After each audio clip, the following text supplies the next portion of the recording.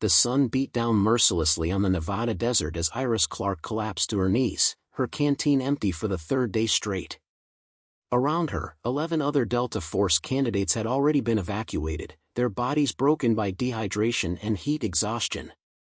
But Iris stayed, her lips cracked and bleeding, her vision blurring at the edges. What happened next would force the instructors to rewrite their entire training manual, because the smallest, most emotional candidate they'd ever dismissed as too weak was about to teach them the most brutal lesson about survival they'd never forget. Before we continue, let us know where you're watching from. If you're enjoying this, don't miss out, subscribe now for more. The briefing room at Fort Bragg fell silent when Iris Clark walked through the door. At 23 years old, standing barely 5'3" with features that still carried the softness of youth, she looked more like someone's younger sister than a Delta Force candidate. Her accent, a blend of her Croatian mother's European inflection and her father's American drawl, became more pronounced when she was nervous. Right now, it was very pronounced. The room was filled with 42 candidates, all male except for Iris and 2 other women. The men ranged from towering Special Forces veterans to compact rangers with bodies carved from years of combat deployments. Iris had seen the looks when she'd arrived at selection 3 weeks ago. The sideways glances, the barely concealed smirks, the whispered conversations that stopped when she walked past. Master Sergeant Donovan Hayes stood at the front of the room, his weathered face showing the deep lines of someone who'd spent decades under harsh suns. His voice, when he spoke, carried the gravelly authority of a man who'd survived more than most people could imagine. "Welcome to Phase 3, Hayes announced, his eyes scanning the assembled candidates. "Desert survival and evasion. You'll be dropped in the Nevada desert with minimal equipment. Your objective is to reach Checkpoint Delta, 73 miles southeast of your insertion point. You have 5 days." Iris's pen moved across her notebook, her handwriting small and precise.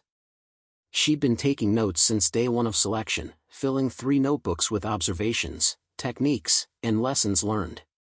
The other candidates had noticed, of course. Some found it endearing. Most found it ridiculous. "You'll each receive 1 canteen, 1 MRE, a compass, and a map," Hayes continued. "No GPS, no radios, no backup. The desert temperature will reach 115 degrees during the day and drop to 40 at night.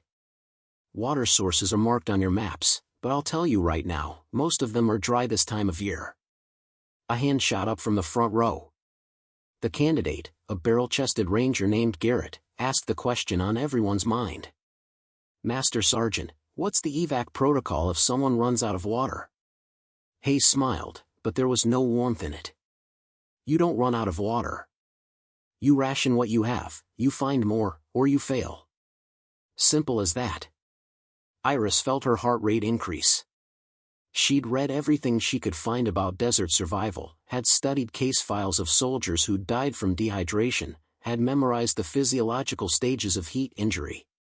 Knowledge was her weapon, preparation her armor. It always had been. "Clark." Hayes's voice cut through her thoughts. "You have a question." Iris looked up to find the Master Sergeant staring directly at her. The room's attention shifted, 41 pairs of eyes turning her direction. "No, Master Sergeant," she replied, her voice steadier than she felt. "Good. Because I'll be honest with you, Clark, and everyone else in this room. The dropout rate for Phase 3 is 68%.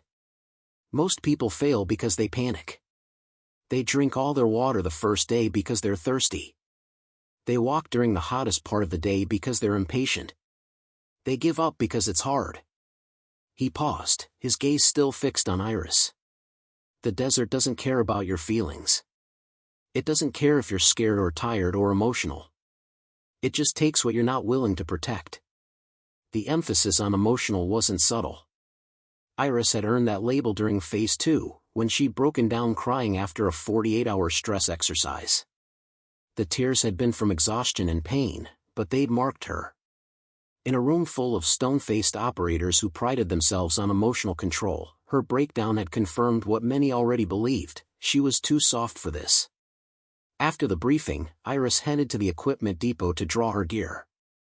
She was checking her canteen, testing the seal and examining the threading, when she heard the conversation behind her. $20 says Clark doesn't make it past day 2, someone said. She recognized the voice as belonging to Garrett, the ranger who'd asked about evac protocols. That's generous, another voice replied. I give her 24 hours before she's crying for extraction.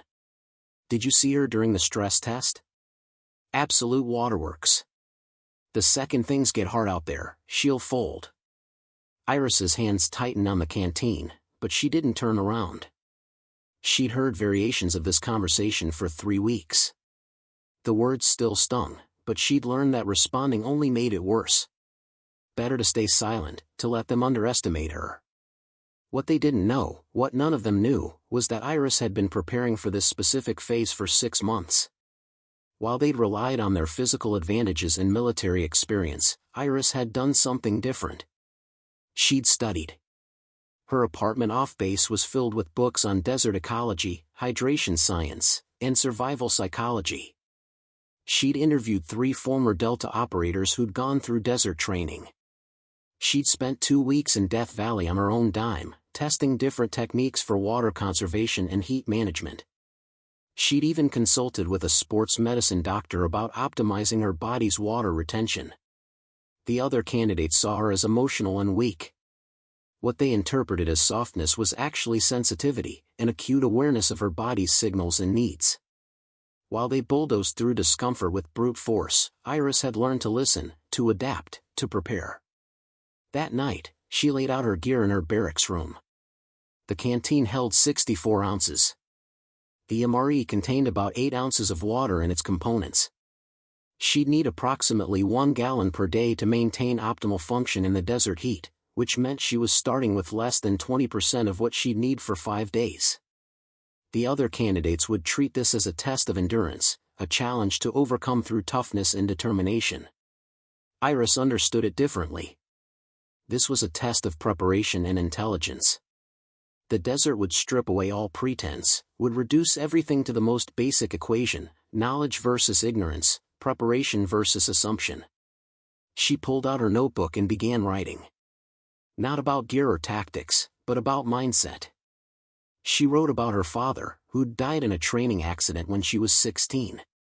She'd spent too long preparing, sacrificed too much, to let something as simple as thirst defeat her. As she finally closed her notebook and turned off the light, Iris allowed herself one moment of doubt, one acknowledgement of the fear that lived in her chest. Then she breathed it out, released it into the darkness, and let her preparation fill the space it left behind. The desert was waiting. But so was she. The helicopter's rotors beat against the pre-dawn air as it carried 12 candidates toward their insertion point. Iris sat near the rear, her eyes closed, running through mental checklists while the others engaged in the nervous banter that preceded difficult missions. Remember, Garrett shouted over the rotor noise, first one to checkpoint Delta wins bragging rights for life. Several candidates laughed. Iris didn't. She was calculating daylight hours, estimating optimal travel times, and reviewing the topographical features she'd memorized from the map. The helicopter touched down at 0530 hours, just as the eastern horizon began to lighten. Master Sergeant Hayes stood at the landing zone, his face impassive as the candidates filed out and formed a line. "Your time starts now," Hayes announced. "Checkpoint Delta is 73 miles southeast. Weather forecast shows temperatures reaching 117 today, possibly higher tomorrow. There are 3 marked water sources on your route. I'll say it one more time, ration your water. The desert will kill you faster than enemy fire." He handed each candidate a sealed map and pointed to the horizon. "Move out." The candidates dispersed immediately, most of them striking out at a fast pace, eager to cover ground before the heat became unbearable. Iris watched them go, watched them disappear into the desert scrub in clusters of 2 and 3. Partnership wasn't against the rules, but it wasn't encouraged either. She stood alone at the insertion point, studying her map in the growing light.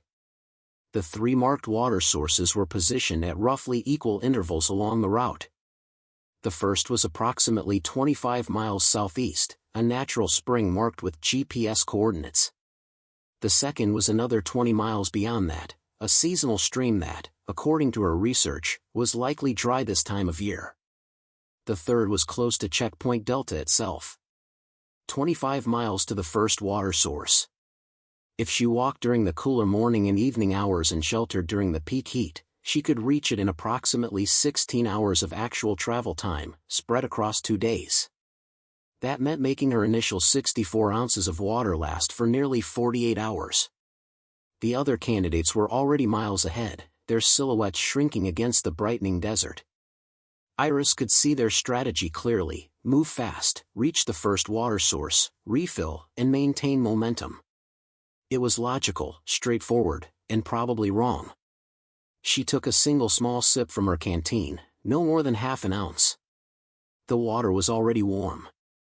She'd need to protect it from the heat, needed to keep it from becoming so hot that drinking it would actually accelerate dehydration. Iris began walking, her pace deliberate and measured. She'd calculated that a sustainable walking speed in desert heat was approximately 2 miles per hour, accounting for terrain and the weight of her pack. Faster than that, and she'd burn through her water reserves too quickly. Slower, and she'd never reach the water sources in time. The sun rose with brutal efficiency, transforming the landscape from dim purple to blazing gold in less than 30 minutes.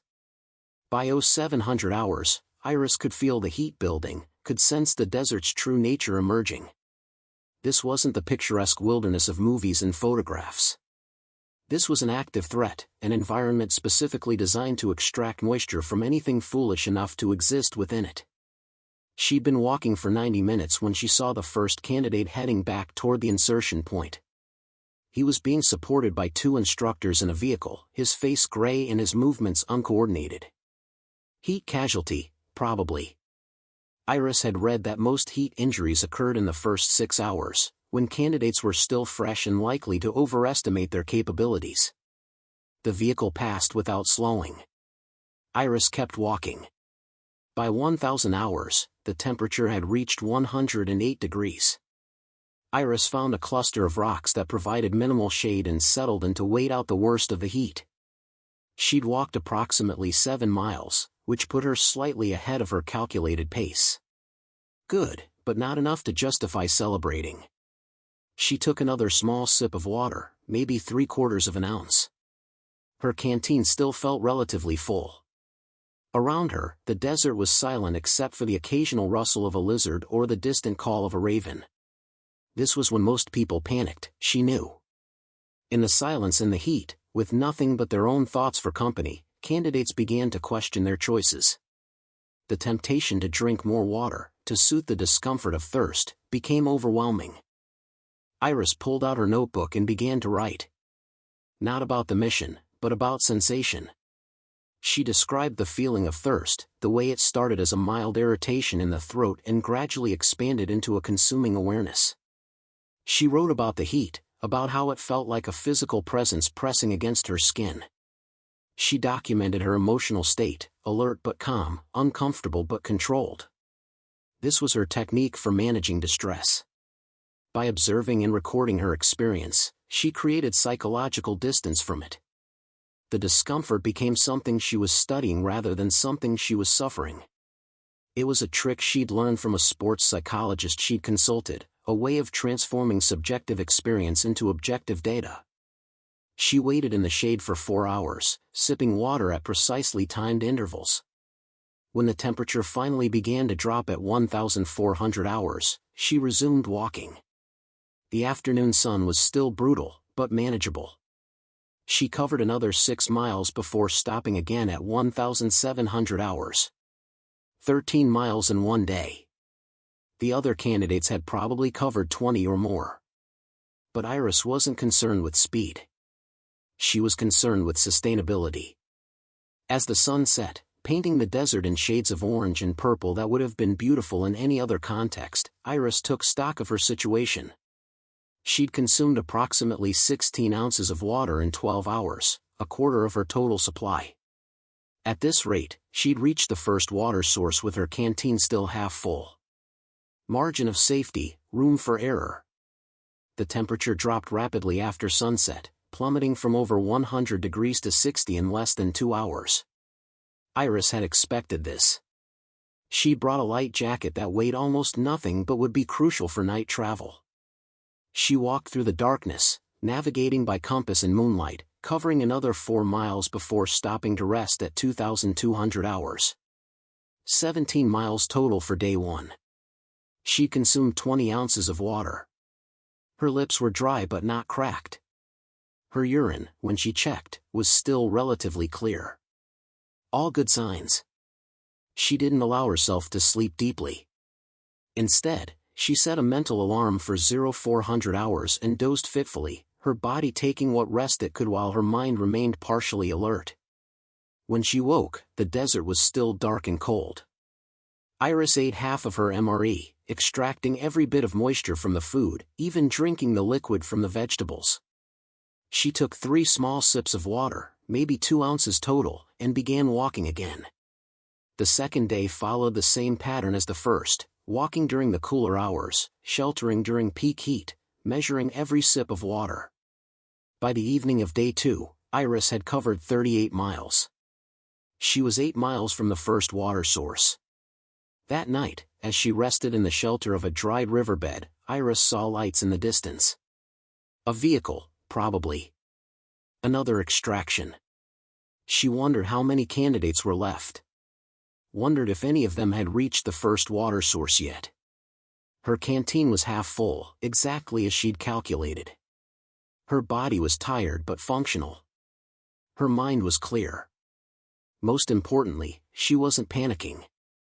While other candidates were probably desperate with thirst, possibly making dangerous decisions in their urgency to reach water, Iris was exactly where she planned to be. The desert hadn't broken her because she'd refused to fight it. Instead, she'd worked with it, had respected its power and adapted to its demands. This was the lesson that size and strength couldn't teach. This was the advantage that preparation provided. As she drifted into light sleep, Iris thought about Master Sergeant Hayes's words, "The desert doesn't care about your feelings." He was right, but incomplete. The desert didn't care about anything. Not feelings, not strength, not courage. It responded only to knowledge and respect. Tomorrow, she'd reach the first water source. Tomorrow, she'd prove that the smallest, most emotional candidate in the selection could do what bigger, tougher candidates couldn't. Tomorrow, the real test would begin. We've invested considerable effort in bringing you this story. If you find it engaging, please consider subscribing to our channel. Your support is greatly appreciated. Now, let's return to the narrative. Iris reached the first water source at 1,100 hours on day 3. The natural spring was marked on her map with confident precision, a blue dot that suggested abundance and relief. She approached it carefully, scanning the area for signs of other candidates. What she found made her stomach drop. The spring was dry. Not just low, but completely dry. A depression in the rock where water should have pooled showed only cracked mud and the white residue of mineral deposits. Someone had been here recently. Boot prints circled the area, and Iris could read the story in the disturbed dirt: arrival, disbelief, panic. She knelt beside the dried spring and touched the cracked earth. It was still slightly damp beneath the surface, which meant water had been here within the last few weeks. Climate data and seasonal patterns meant nothing against the reality of drought. Her canteen held maybe 20 ounces. The next water source was 20 miles away and likely just as dry. Checkpoint Delta was still 45 miles distant. This was the moment Hayes had warned them about. The moment when the desert revealed that your careful plans meant nothing against its indifference. Iris felt fear rising in her chest, that familiar tightness that preceded tears. Her hands began to shake. She sat down heavily and forced herself to breathe. The other candidates would be panicking right now. They'd pushed hard to reach this water source, had probably depleted their canteens expecting to refill. They'd be facing a terrible choice: continue forward with no water, or call for extraction. But Iris still had 20 ounces. 20 ounces was more than nothing. She pulled out her notebook and began calculating. At her current consumption rate, she could stretch her remaining water for another 2 days, maybe 2.5 if she pushed it. That would get her within 15 miles of Checkpoint Delta. From there, it became a question of whether she could cover 15 miles with no water at all. The answer, medically speaking, was maybe. People had survived longer without water in desert conditions. But they'd also died trying. Her European mother's voice echoed in her memory, that melodic Croatian accent, "Iris, my love, knowing when to quit is as important as knowing when to persist." But something else nagged at her awareness. She'd researched this area extensively, had studied geological surveys and historical records. There were other water sources nearby, unofficial ones not marked on the military maps. Seasonal seeps, rock pools, places where water collected in the shade and evaporated slowly. She studied her map and overlaid it with her memory of the geological surveys. 300 yards northeast, there was a rock formation that might create natural collection points. It wasn't certain, wasn't even likely, but it was possible. Iris stood and adjusted her pack. The smart move, the safe move, was to continue toward the second marked water source and hope it was flowing. The desperate move was to waste time and energy searching for water that might not exist. She walked northeast. The rock formation was exactly where she expected it, a jumbled cluster of boulders that created dozens of small caves and overhangs. Iris moved slowly through the maze, checking each shadowed crevice, each depression in the stone. In the fifth overhang she checked, nestled in perpetual shadow where the sun never reached, she found it. A pool of water no bigger than her hand, fed by condensation that dripped from the rock face above. The water was clear and cold. She could have cried with relief. Instead, she pulled out her canteen and carefully, methodically, collected every drop she could reach. It took 40 minutes. When she finished, she'd added maybe 12 ounces to her supply. Not enough to solve her problem, but enough to change the equation. Enough to give her options. As she left the rock formation and resumed her southeast bearing, Iris realized what had just happened. While other candidates were probably calling for extraction or making desperate pushes toward the next marked water source, she'd bought herself time through knowledge and careful searching. The desert rewarded preparation. It rewarded those who looked beyond the obvious answers. Her canteen was heavier than it had been an hour ago. Her chances of reaching Checkpoint Delta had improved from possible to probable. And somewhere behind her, candidates who were bigger and stronger were learning that size meant nothing when you were dying of thirst. Day 4 began with Iris discovering a second candidate's abandoned gear.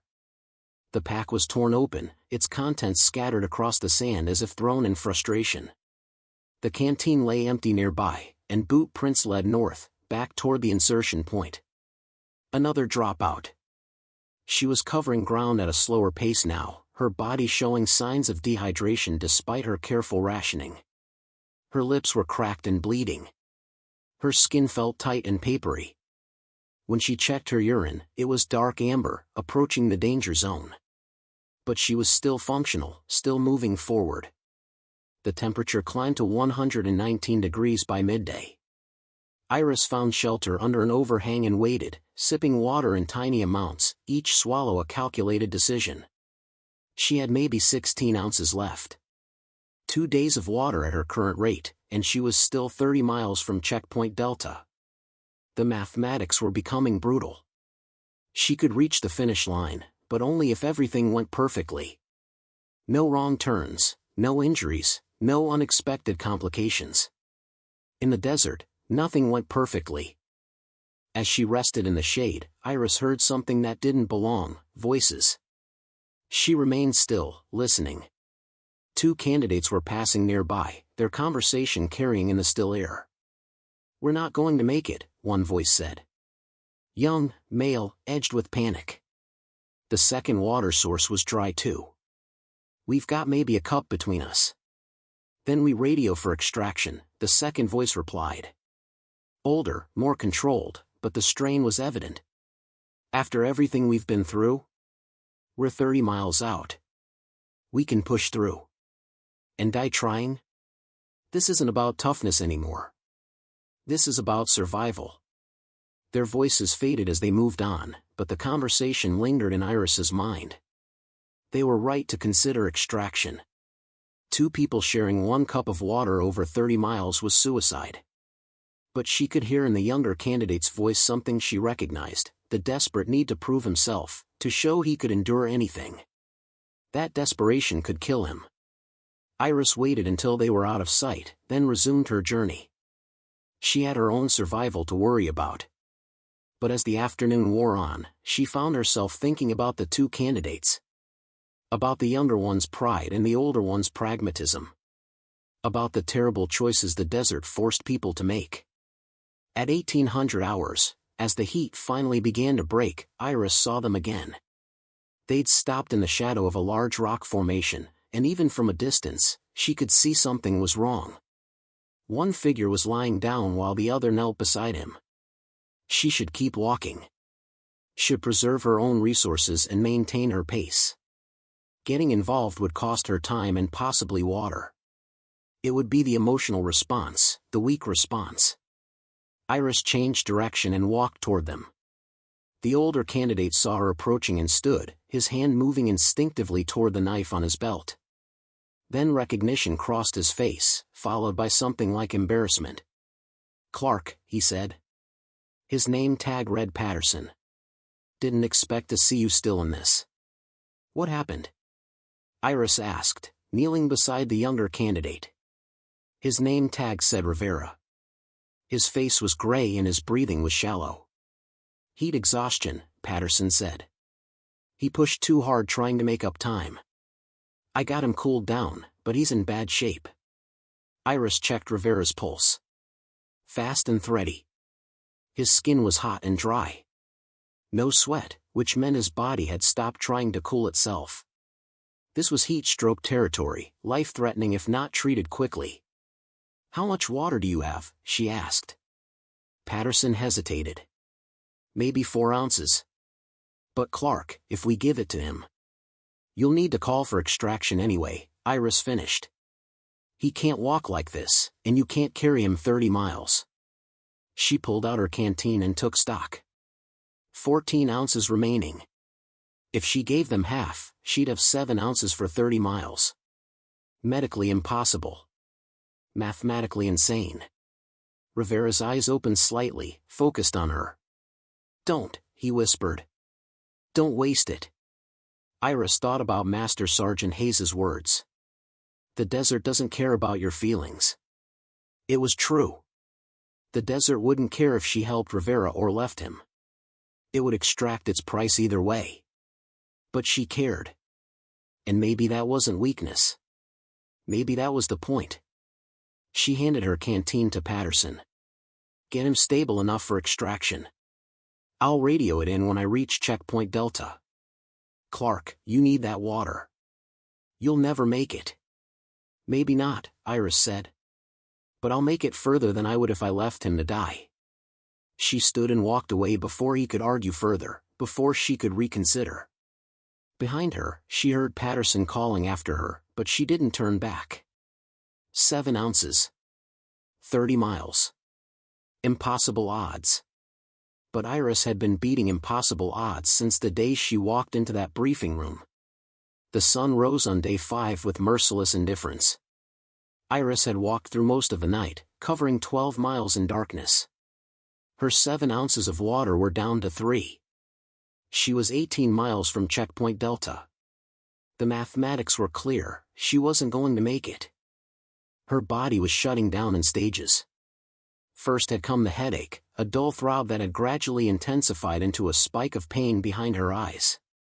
Then the nausea, her stomach rebelling against the lack of fluids. Now came the confusion, moments where she'd lose track of time or direction, where she'd have to stop and reorient herself using the compass. This was stage 2 dehydration, bordering on stage 3. Medically, she was approaching the point where permanent damage became likely. Her kidneys were probably struggling. Her blood volume had dropped, forcing her heart to work harder. Every system in her body was screaming for water that she didn't have. At 0800 hours, she saw the helicopter. It was circling an area about 2 miles north of her position, probably extracting Patterson and Rivera. She could activate her emergency beacon right now, could end this nightmare in less than 30 minutes. Nobody would blame her. She'd already exceeded expectations just by making it this far. Iris took another tiny sip of water and kept walking. By midday, she was hallucinating. Small things at first. Movement in her peripheral vision that disappeared when she turned her head. Sounds that didn't quite make sense. Then the hallucinations became more complex. She saw her father standing in the distance, waving to her. Saw water pools that evaporated when she approached. Saw other candidates walking beside her, though she knew she was alone. This was when most people died in the desert. Not from dehydration itself, but from the decisions they made while confused. They wandered off course, wasted energy pursuing mirages, made choices that accelerated their decline. Iris pulled out her compass every 15 minutes now, forced herself to check and recheck her bearing. Southeast. Always southeast. The physical action helped ground her, gave her mind something concrete to focus on when reality began to blur. At 1,400 hours, she fell. Just lost her balance and went down hard, skinning her palms on the rock. She lay there for several minutes, feeling the heat radiating from the ground, listening to her heart hammering in her chest. Getting up seemed impossibly difficult. Her father's voice, clear as day, "Iris, sweetheart, sometimes the bravest thing you can do is ask for help." She reached for her emergency beacon, her fingers actually touching the activation switch. One press. That's all it would take. Instead, she reached for her notebook. Her handwriting was barely legible, her coordination failing, but she wrote anyway. Wrote about what she was feeling, what she was experiencing. Documented the stages of her own decline with clinical precision. If she was going to fail, at least she'd leave behind data that might help someone else. The act of writing stabilized something in her mind. Made her feel less like a victim and more like a scientist. She wasn't dying randomly, she was participating in an experiment about human limits. The distinction was small but crucial. Iris stood up. Took another sip of water, her last one. The canteen was empty now. She had maybe 8 miles left to cover with no water at all. She started walking. The afternoon blurred into evening. She had no real memory of those hours, only fragments. Falling again. Getting up. Checking the compass. Walking. Her thoughts had narrowed to a simple loop: southeast, step, breathe, southeast, step, breathe. When the sun finally set, dropping the temperature from unbearable to merely brutal, Iris realized she'd been crying. Tears tracked through the dust on her face, precious water wasted through weakness.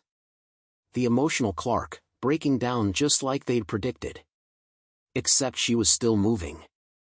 Still covering ground. Still heading southeast. At some point during the night, the checkpoint appeared. She almost walked past it, her mind so focused on the act of walking that she nearly missed the illuminated markers. Green chemical lights arranged in a delta formation, exactly as described in the briefing. Iris staggered into the checkpoint and collapsed. There were people there, instructors, medical personnel. Someone was putting in 4 in her arm. Someone else was checking her vitals. The voices sounded distant and distorted. Master Sergeant Hayes's face appeared above her. "Clark. How much water did you have left?" "None," she whispered. Gave it to Rivera. Rivera was extracted 24 hours ago. You walked the last 18 miles with no water?" Had to finish." Hayes was quiet for a moment. "Then, you're the 4th candidate to reach checkpoint Delta. Out of 42 starters. 4 survivors. 38 failures. And she was one of the 4 who'd made it." Iris closed her eyes and let the darkness take her. Iris woke in the base medical facility 12 hours later. Her body was still recovering, for fluids slowly rehydrating her system, but she was alive. More than alive, she was a success. The duty nurse informed her that she'd been moderately dehydrated when she reached checkpoint Delta, but nothing requiring serious medical intervention. Her careful rationing had kept her just on the edge of safety, even after giving away half her remaining water. Master Sergeant Hayes visited that afternoon, pulling up a chair beside her hospital bed. His weathered face showed something Iris had never seen before: respect. "The after-action review is in 3 days, Hayes began. "But I wanted to talk to you first, off the record." He paused, seeming to choose his words carefully. "You did something out there that I've never seen in 20 years of running this training." "Sir?" "You proved that emotional awareness isn't weakness," Hayes said. "Every other candidate who made it to checkpoint Delta did it through brute force and luck. They suffered, they endured, they survived. But you thrived. You understood the desert in a way they didn't." Iris thought about that. Thrive seemed like a strong word for what she'd experienced. But maybe it was accurate. While others had fought the desert and barely survived, she'd worked with it. Had respected its power and adapted to its demands. "Rivera's going to be okay, by the way," Hayes continued. "Thanks to you. That water you gave him probably saved his life." "I had to, sir." "No, you didn't. You could have kept it and improved your own chances. Most candidates would have. But you made a different choice." Hayes leaned forward. "The question I need to ask is, why?" Iris considered her answer carefully. "My father used to say that being strong means having the power to help others. I had water and Rivera needed it. Simple math. Simple math would have told you to keep the water for yourself. Different kind of math, sir. The kind that accounts for things beyond survival." Hayes nodded slowly. "That's the answer I was hoping for." He stood to leave, then paused at the door. The other 3 candidates who finished: Garrett, Patterson, and a ranger named Walsh. All bigger than you, all more experienced. All wondering how the hell the small emotional woman beat them. After Hayes left, Iris pulled out her battered notebook. The pages were stained and warped from sweat and heat, but the words were still legible. She'd documented everything: her preparation, her strategy, her physical and emotional states throughout the ordeal. This wasn't just a record of her own journey. It was a roadmap that others could follow. A proof that emotional awareness wasn't a liability but an asset, that preparation could overcome physical disadvantage, that the smallest candidate could accomplish what larger ones couldn't. She began writing again, adding final observations while the experience was still fresh. As she wrote, Iris realized something fundamental had shifted. She'd stopped trying to prove she belonged and had simply demonstrated it through action. The desert had taught her its brutal lesson, but not the one Master Sergeant Hayes had intended. The lesson wasn't about rationing water or managing heat. It was about trusting herself when everyone else doubted. About preparation defeating assumption. About knowing that emotional depth wasn't a weakness to overcome but a strength to harness. Her tears on that final day hadn't been failure. They'd been human. And being human, being fully present with both strength and vulnerability, had carried her through when pure toughness might have failed. 3 days later, at the after-action review, all 4 survivors sat at the front of the briefing room. Garrett, Walsh, and Patterson looked uncomfortable under the scrutiny of instructors and candidates from the next selection cycle. But Iris sat quietly, her notebook in her lap, ready to share what she'd learned. Master Sergeant Hayes stood at the podium. Phase 3 had a failure rate of 90%. Worse than average. The desert was particularly unforgiving this cycle.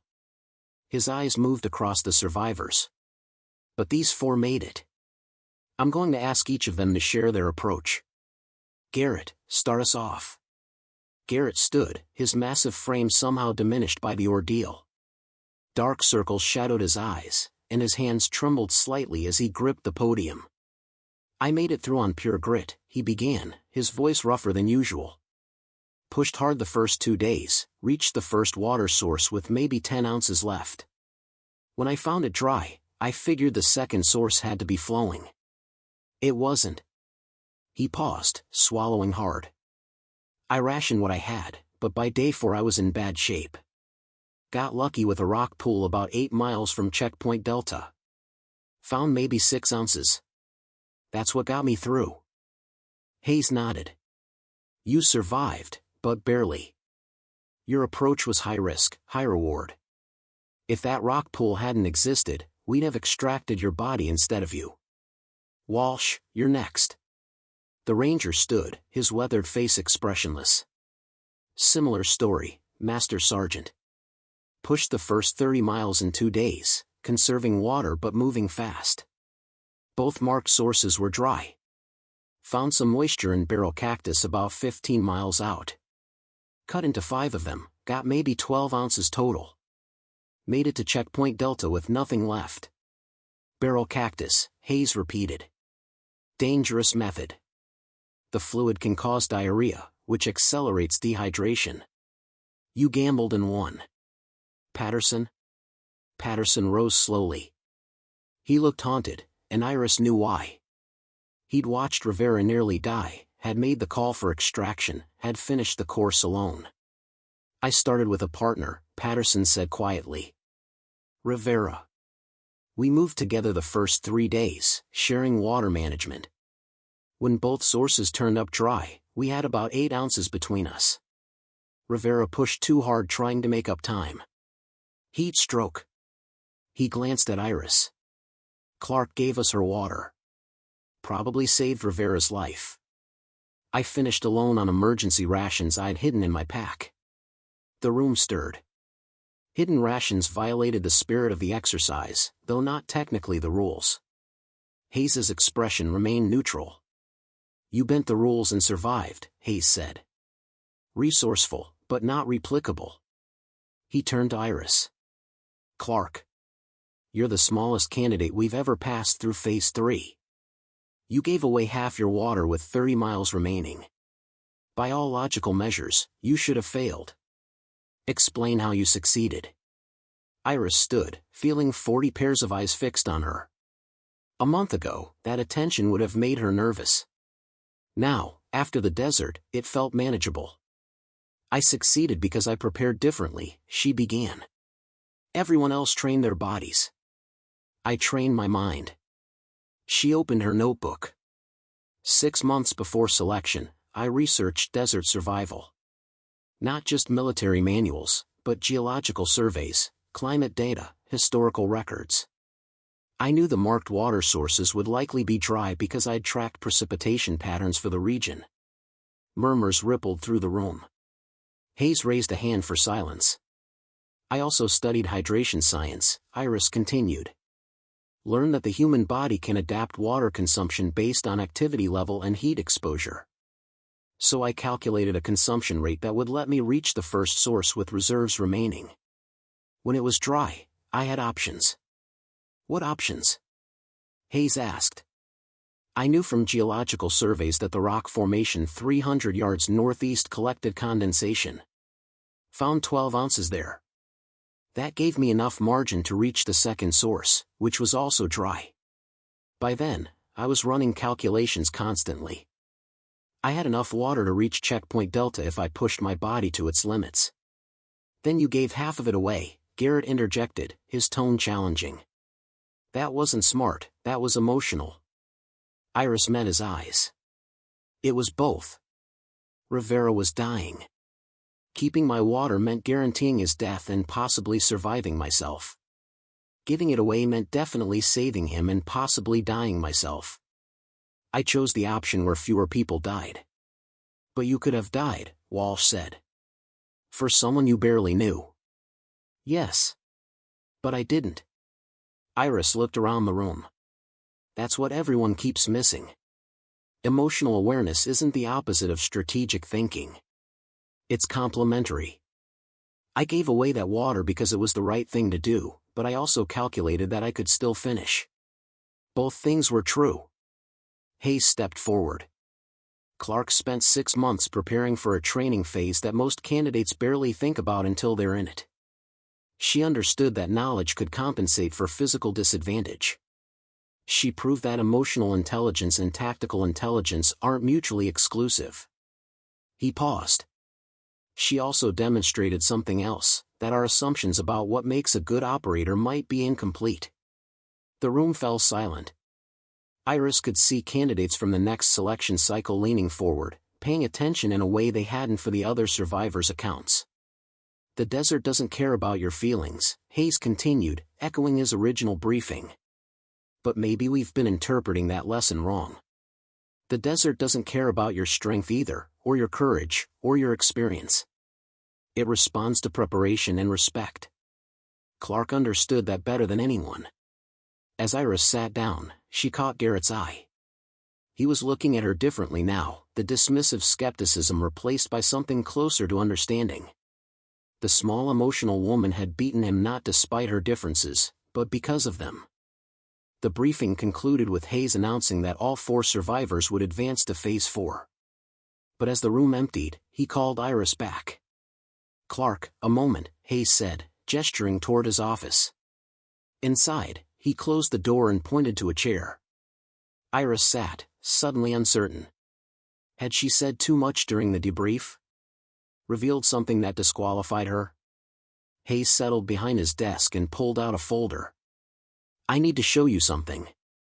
He slid several photographs across the desk. "These are from your desert crossing. Surveillance drone footage." Iris studied the images. They showed her at various points during the 5 days, sheltering under rocks during peak heat, checking her compass repeatedly, kneeling beside Rivera and Patterson. The final image showed her staggering into Checkpoint Delta, her face gaunt and dust-covered. "We monitor all candidates," Hayes explained. "Safety requirement. But we also study their decision-making under stress." He tapped the photo of her with Rivera. "This moment here. You had approximately 14 ounces of water remaining. By our calculations, that was barely enough to reach Checkpoint Delta at your consumption rate. Yet you gave away half." "Yes, sir. The drone operator radioed me immediately. Thought you were having a breakdown, making an irrational decision that would kill you both." Hayes leaned back. "I told them to stand by for extraction. Figured you'd activate your beacon within 6 hours. But I didn't." "No, you didn't. Instead, you covered the remaining 30 miles on 7 ounces of water. Then 3 ounces. Then nothing." He pulled out another document. "Your medical evaluation shows you reached Checkpoint Delta with moderate dehydration. Not severe, not critical. Moderate. Do you understand how remarkable that is?" Iris thought about those final miles, the hallucinations, and confusion. It hadn't felt moderate. It had felt like dying slowly. "You maintained physical control even as your body was failing," Hayes continued. "That's not just preparation, Clark. That's mental toughness at a level we rarely see. The kind of toughness that looks like weakness until you're in the middle of it." He stood and walked to the window, looking out at the training grounds. "I've been running Delta Force selection for 8 years. Before that, I spent 12 years in the unit itself. I've seen every type of operator, the aggressive ones, the cerebral ones, the quiet professionals, the loud cowboys. But I've never seen anyone quite like you." "Sir, I'm not sure what you mean." Hayes turned back to her. "You're emotional, Clark. Everyone can see that. You cry when you're stressed, you feel things deeply, you connect with people in ways that most operators avoid. For years, we've treated those traits as liabilities. We've selected for emotional control, for the ability to suppress feelings and operate mechanically." He sat back down. "But watching you in that desert, I realized we might be selecting for the wrong things. Or at least, not selecting for enough variety. You didn't suppress your emotions. You used them. Your awareness of your own physical state kept you alive. Your empathy for Rivera made a decision that should have killed you but somehow didn't. Your emotional depth gave you access to reserves that pure toughness couldn't reach." Iris felt something catch in her throat. For months, she'd been trying to prove that her emotions weren't a weakness. Now Hayes was suggesting they might actually be a strength. "I'm recommending you for a specialized role," Hayes said. "There's a program within Delta that focuses on high-risk rescue operations. hostage situations, trapped personnel, medical evacuations under fire. It requires technical skill, but it also requires something else, the ability to connect with terrified people, to make them trust you in the worst moments of their lives. You think I'd be good at that? I think you'd be exceptional at it. Hayes pushed the folder toward her. This is preliminary information. You'd still need to complete the rest of selection, but if you make it through, there's a spot waiting for you. The kind of role where being small helps you fit through tight spaces, where being emotional helps you calm panic, where being underestimated gives you a tactical advantage. Iris opened the folder and scanned the contents. Specialized rescue operations, high-risk extraction, civilian interface protocols. It was everything she'd trained for without knowing she was training for it. There's one condition, Hayes added. You need to write up your desert survival methodology as a formal training document. Everything you did to prepare, every calculation you made, every technique you used. We're adding it to the official Phase 3 curriculum. You want to teach my approach? I want to teach that there are multiple approaches. That preparation can overcome disadvantage. That emotional awareness has tactical value. Hayes smiled slightly. And I want future candidates to understand that the small emotional woman didn't just survive despite her differences. She thrived because of them. Iris looked down at the folder, at the photographs of her desert crossing, at the opportunity being offered. 6 months ago, she'd walked into that first briefing convinced she'd need to hide her true self to succeed. Now she was being asked to document it, to turn her supposed weaknesses into teachable strengths. I'll do it, sir, she said. I'll write everything down. Good. Because the next selection cycle starts in 3 months, and I want your document ready before then. Hayes stood, signaling the meeting's end. You've got 2 weeks of recovery leave. Use it. Phase 4 is going to make the desert look easy. As Iris left the office, folder in hand, she passed a group of new candidates registering for the next selection. They looked nervous and determined, their faces showing the same mixture of confidence and fear she'd felt 3 months ago. One of them, a woman who couldn't have been more than 22, caught her eye. Small frame, serious expression, eyes that held both vulnerability and steel. Iris smiled at her. The woman smiled back, tentative but hopeful. Maybe the next generation would have an easier time. Maybe they'd walk into that briefing room knowing that emotional depth wasn't something to hide but something to harness. 2 weeks later, Iris sat in her apartment surrounded by notebooks and reference materials.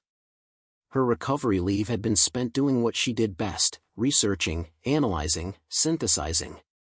The document Hayes requested had grown from a simple methodology paper into something more comprehensive. She titled it, Cognitive Survival: Alternative Approaches to Desert Operations. The document detailed everything, her 6-month preparation process, the geological research that led her to unmarked water sources, the psychological techniques she'd used to manage stress and maintain clarity during dehydration. But it also went deeper, exploring the theoretical foundations of her approach. Traditional military training emphasized physical conditioning and mental toughness. Push through pain, suppress emotion, dominate the environment through force of will. Iris's approach was different. Work with the environment, listen to your body's signals, use emotional awareness as a data source rather than a distraction.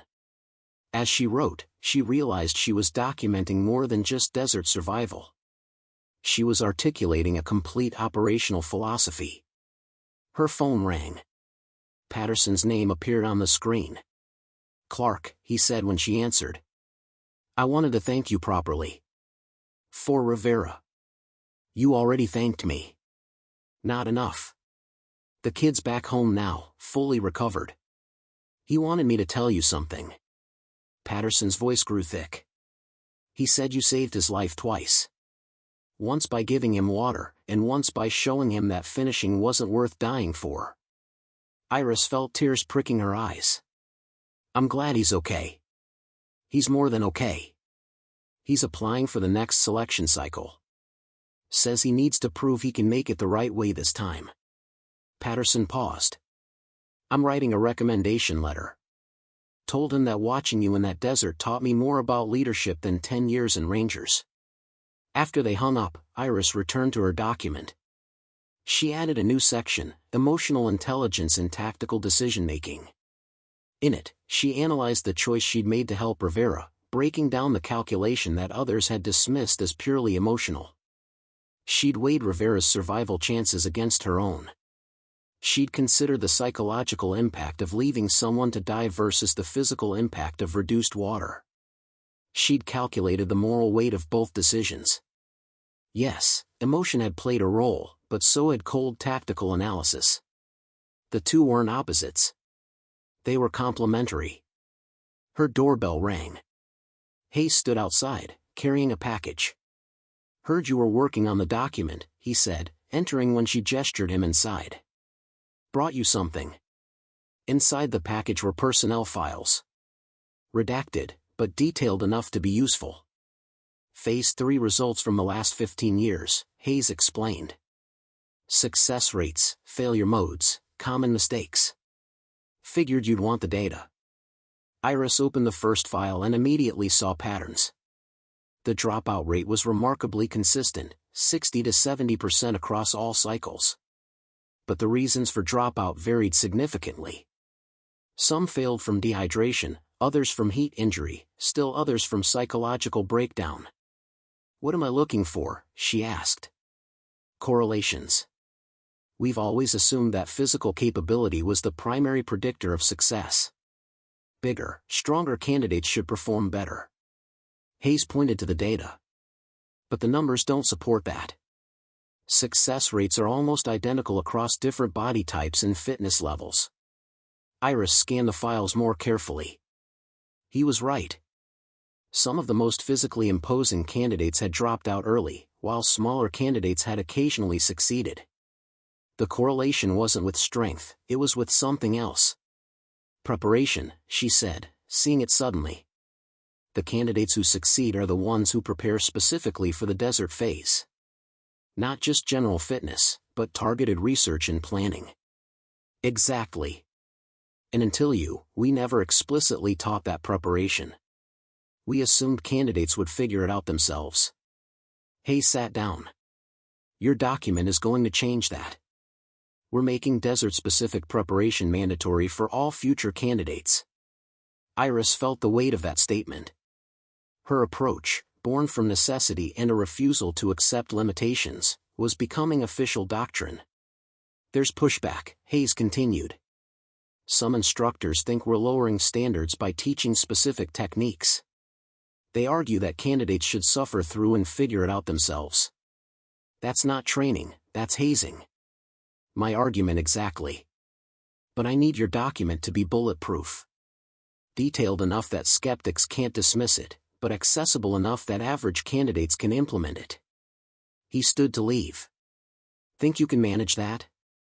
Yes, sir. After Hayes left, Iris returned to writing with renewed purpose. This wasn't just about documenting her own success. It was about creating a roadmap that would help future candidates survive, regardless of their size or strength or emotional temperament. She worked through the night, refining sections and adding detail. By dawn, she had a 50-page document that covered everything from pre-selection research methods to real-time decision-making frameworks during dehydration. The final section was titled, Redefining Strength. In it, Iris argued that the military's traditional definition of strength, physical capability and emotional suppression, was incomplete. True strength, she wrote, included emotional awareness, intellectual preparation, and the courage to operate differently than everyone else. She concluded with a quote from her father, "Strength isn't just the power to endure. It's the wisdom to know when endurance serves the mission and when it serves only pride." 3 days later, Iris submitted the completed document to Hayes. She didn't know if it would change anything, didn't know if future candidates would actually use her methods. But she'd done what she could. The next evening, Hayes called. Your document's been approved. It's going into the official Phase 3 preparation package. Every candidate will receive it 6 months before their selection date. Iris sat down, overwhelmed. Every candidate? Every candidate. And Clark? The brass wants you to teach a seminar. 2 days before each Phase 3 insertion, you'll brief the candidates on your methodology. Hayes paused. You're not just changing how we train. You're changing how we think about who belongs in Delta Force. After the call ended, Iris walked to her window and looked out at the base. Somewhere out there, future candidates were beginning their journey. Some would be like her, small, emotional, underestimated.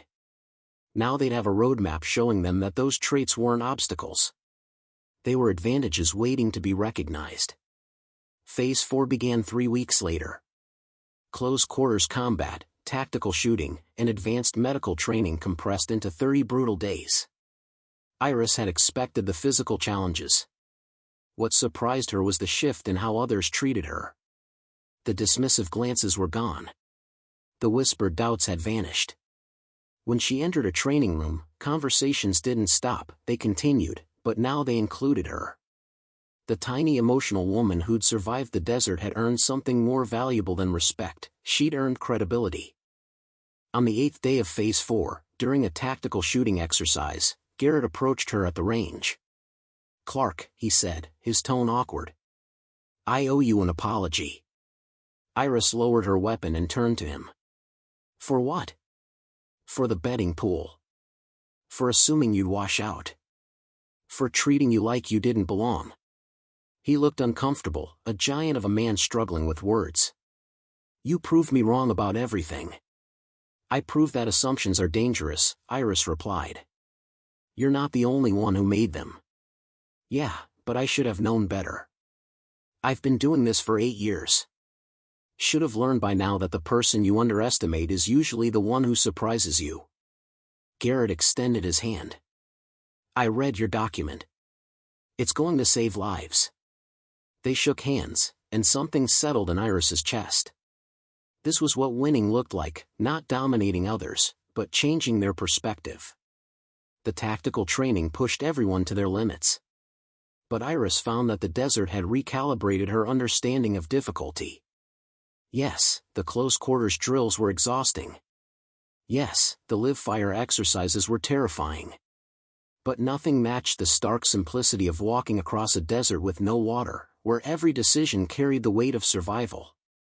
By the end of Phase 4, only 8 candidates remained from the original 42. Iris, Garrett, Walsh, and 5 others who'd survived through various combinations of skill, luck, and determination. The final evaluation was conducted by a panel of Delta Force operators, including Hayes. They assessed not just technical proficiency but operational judgment, adaptability, and potential for specialized roles.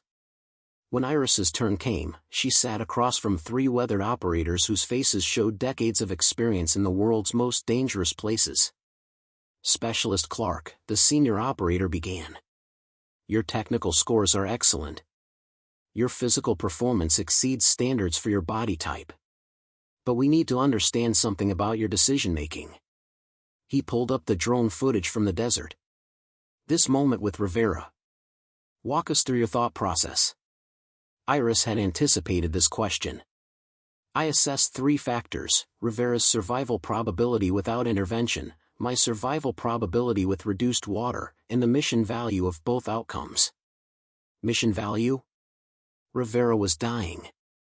Without my water, extraction would have recovered a body. With my water, they recovered a living soldier. My own survival was probable but not certain. I calculated that the mission, defined as maximizing personnel survival, was better served by accepting personal risk.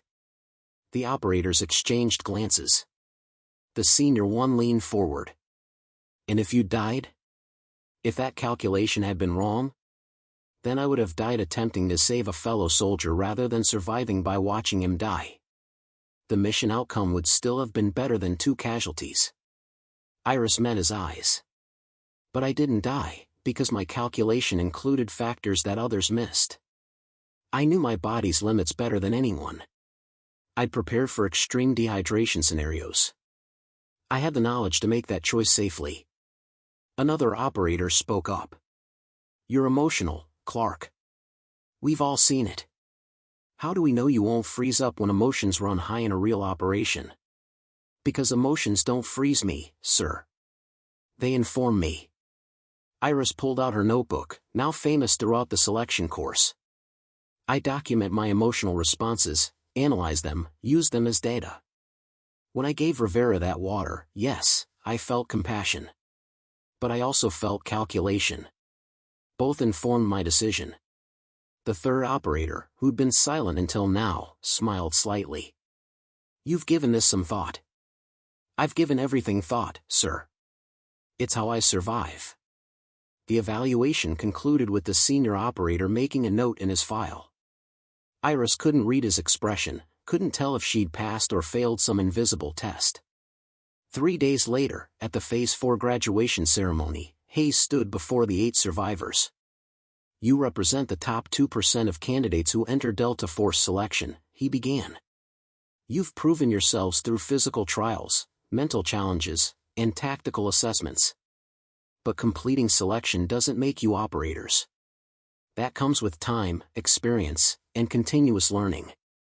He called each survivor forward individually, presenting them with the distinctive Delta Force patch in their assignment orders. When Iris's name was called, she walked forward with her heart hammering. Hayes handed her the patch in a sealed envelope. Specialist Clark, congratulations on completing selection. Your assignment is to the Specialized Rescue Unit, effective immediately.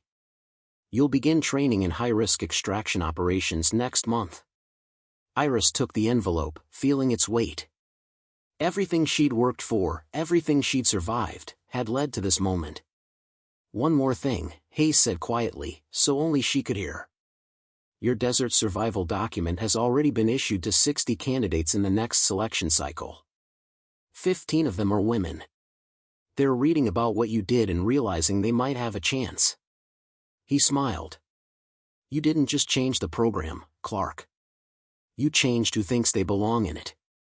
As Iris returned to her seat, patch in hand, she thought about that small European woman who'd walked into the first briefing 3 months ago.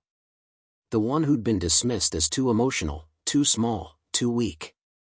That woman was gone, transformed not by becoming someone else but by proving that who she already was had always been enough. The ceremony concluded with traditional congratulations and celebrations. But Iris found herself drawn outside, to the quiet space beyond the building where she could process everything that had happened. Garrett found her there. You did it, he said simply. We did it, Iris replied. No. You did something different. You proved that there's more than one way to be strong. He gestured back toward the building. Half the instructors are still arguing about whether your approach should be taught. But it doesn't matter what they think anymore. It's official doctrine now. Iris looked up at the stars beginning to appear in the darkening sky. My father used to tell me that the smallest light shines brightest in the deepest darkness. I never understood what he meant until the desert. What do you think he meant? That sometimes being different isn't a disadvantage. Sometimes it's exactly what the darkness needs. 6 months after completing selection, Iris stood in a briefing room that had become her second home. On the screen behind her was a topographical map of hostile territory in East Africa. Before her sat 12 Delta Force operators preparing for a high-risk extraction mission. The target is a medical compound 20 kilometers inside enemy territory, Iris explained, her voice carrying the confidence that had replaced her earlier nervousness. 6 aid workers are trapped. The compound is surrounded, and conventional extraction isn't feasible due to the terrain. One of the operators, a veteran named Sullivan, studied the map. What's your recommendation, Clark? It still surprised her sometimes, being asked for her opinion rather than having to fight for it. The compound sits in a valley with steep approaches on 3 sides. Everyone expects extraction from above. I suggest we go through the underground irrigation system.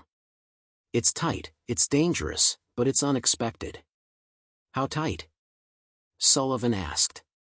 Narrow enough that I can fit easily. Most of you will struggle.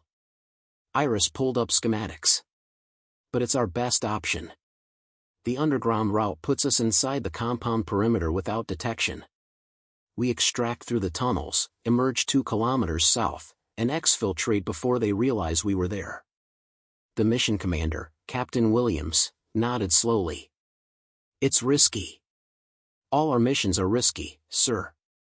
This one just requires us to be uncomfortable for a few hours. Iris met his eyes. The alternative is a frontal assault that exposes both us and the aid workers to significant danger. Williams looked around the room. Opinions? I trust Clark's judgment, Sullivan said. Several others nodded agreement. The mission launched 36 hours later. Iris led the team through the irrigation tunnels, her small frame navigating spaces that left larger operators struggling. When they reached the compound, she was the first through, securing the aid workers while the team established a perimeter. The extraction went flawlessly. 6 aid workers brought out safely, 0 casualties, 0 detection until they were kilometers away. In the after-action debrief, Williams called it a textbook example of using unconventional approaches to solve conventional problems. But what stayed with Iris wasn't the mission's success. It was the moment when one of the aid workers, a young woman named Sarah, grabbed her hand during the extraction. I was so scared, Sarah whispered as they crawled through the tunnels. But seeing someone who looks like they shouldn't be here doing impossible things, it helped me believe I could make it too. That night, Iris added a new entry to her notebook. Not tactical observations or mission analysis, but a reflection on what representation meant. How being visible in spaces where people didn't expect you could change what others believed was possible. 3 weeks later, Hayes called her to his office again. The training command wants to expand your role, he said. They want you to develop a complete curriculum around cognitive approaches to special operations. Not just desert survival, but the entire philosophical framework you've been demonstrating. Iris sat down slowly. Sir, I'm an operator, not an instructor. You're both. And you're proving that those roles aren't mutually exclusive. Hayes slid a proposal across his desk. This would mean teaching 1 week per month, operating 3 weeks per month. You'd develop coursework, lead seminars, and mentor candidates who show aptitude for your approach. What about my rescue unit assignment? You'd keep it. This is additional duty, and yes, it's a lot to ask. But Clark, you've already changed how we think about Phase 3. Imagine what you could do with access to the entire training pipeline. Iris picked up the proposal and scanned it.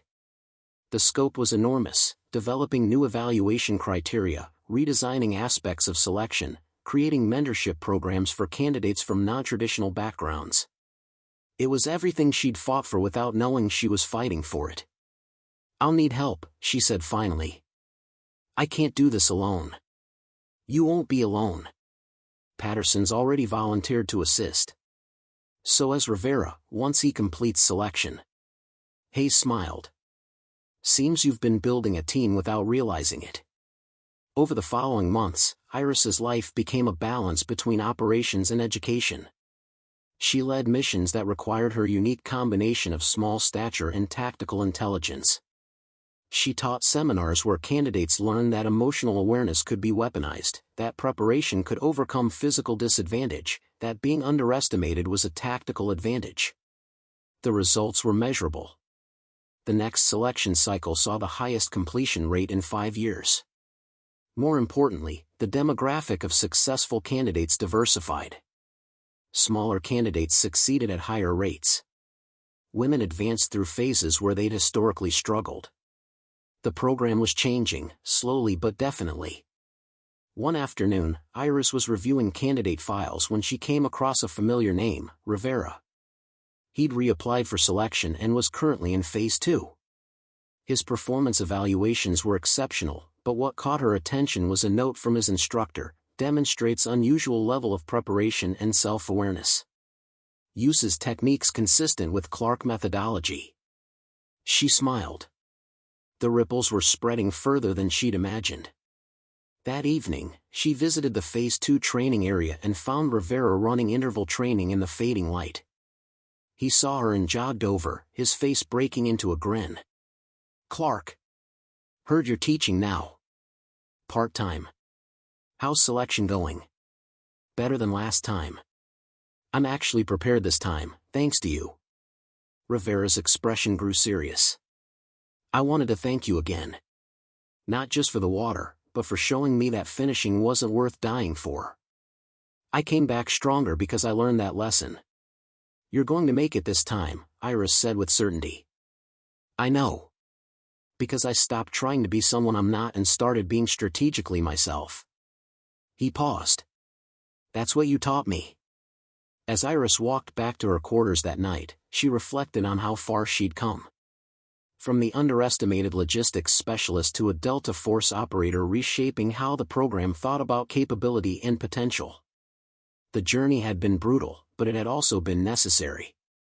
She pulled out her notebook, now one of dozens she'd filled over the years, and wrote a single sentence: strength isn't about being invulnerable. It's about being authentic enough to transform vulnerability into advantage. Tomorrow she'd teach another seminar. Next week she'd lead another mission. But tonight, she allowed herself to simply exist in the knowledge that she'd proven what she'd always believed, that the smallest voice, speaking truth, could change everything. 2 years after completing selection, Iris stood before a new group of candidates beginning their desert survival preparation. The briefing room was packed, with twice as many candidates as the cycle that had nearly killed her. Among them were 15 women, and she could see herself in their nervous determination. Phase 3 has a reputation, Iris began, her voice carrying across the silent room. People call it the breaking phase. They say it sorts the strong from the weak, the capable from the incapable. But that's not what the desert does. The desert reveals who prepared and who assumed preparation didn't matter. She pulled up an image of the Nevada desert, its harsh beauty filling the screen. In 3 months, you'll be dropped into this environment with minimal supplies.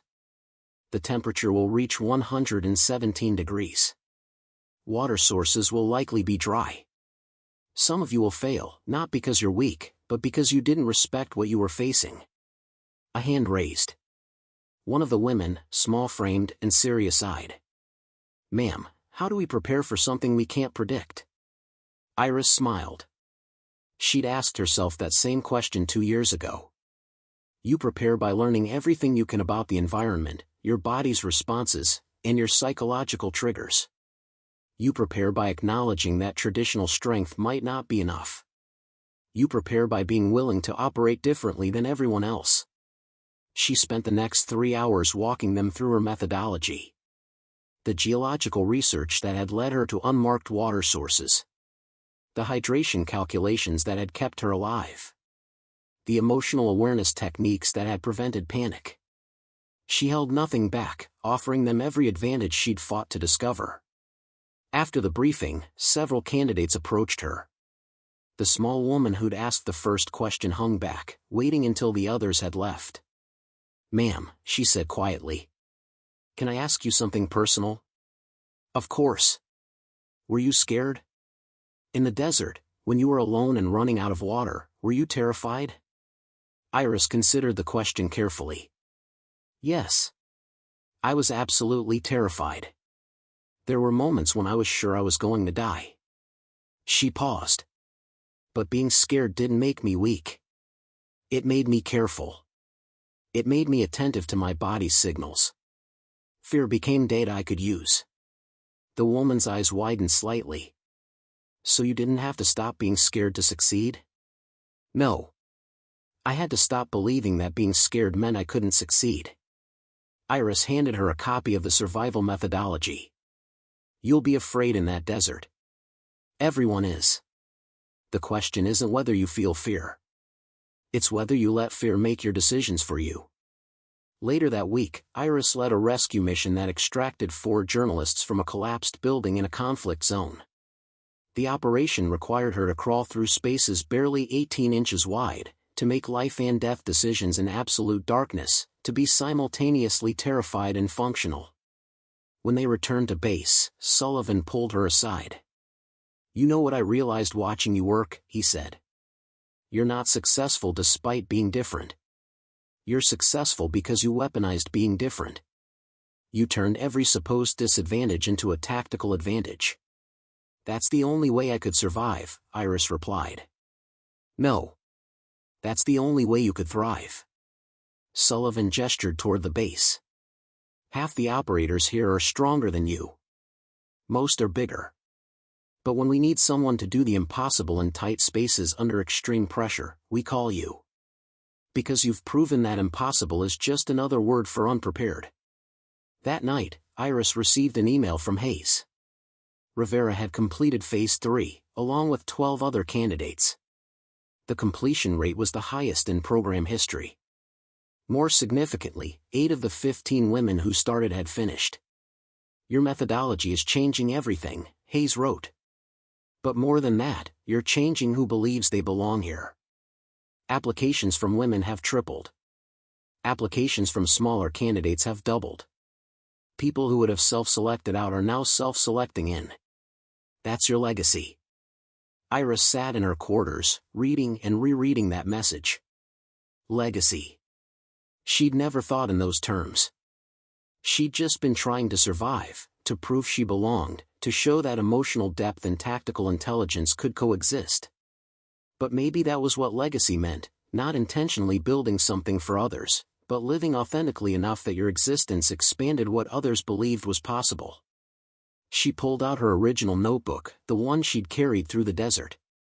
The pages were stained and warped, but the words were still legible. She'd documented everything, her fear, her determination, her calculations, her doubts. Looking at it now, she saw it for what it truly was, a roadmap from impossible to inevitable. Her phone buzzed. A message from Sarah, the aid worker from the compound extraction, starting application for Delta Force selection. Crazy, I know. But you showed me that the person who doesn't look like they belong is often exactly the person who's needed. Thank you for that. Iris stared at the message, feeling something shift in her chest.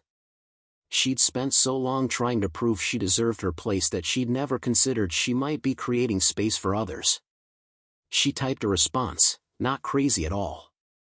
And when you get to Phase 3, remember, the desert doesn't care who you were. It only responds to who you prepared to become. As she settled into bed that night, Iris thought about the journey that had brought her here. From the briefing room where she'd been dismissed as too emotional, through the desert that had nearly killed her, to a role where she was reshaping how elite military units thought about capability and potential. The smallest candidate had become the one they called when the mission seemed impossible.